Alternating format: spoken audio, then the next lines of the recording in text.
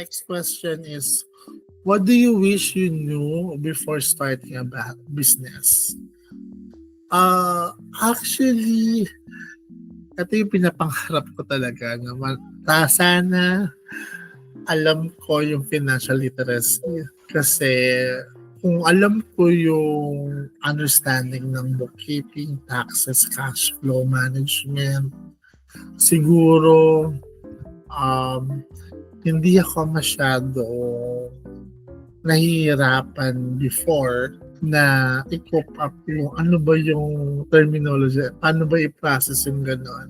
And then, how to delegate. Sometimes kasi, we don't want to delegate habang tumatagal na you're trying to delegate something. Kasi, I try to share to others or to the team kasi sometimes kasi is hindi kayo parehas ng mission and vision. Karamihan ganun talaga nangyayari. Kaya kailangan mong wish ko parate is kapag meron akong team member is sana parehas kami ng mission and vision. Sana we want to succeed the project.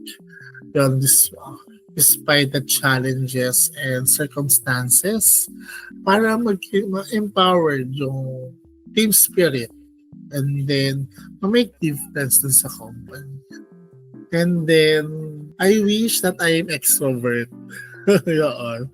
Kasi the power of networking kasi to build relationship is can be open door access to gain invaluable guidance.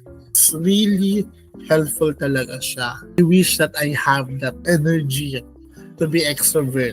And then, last wish ko yun that I know before starting a business, it's okay to fail.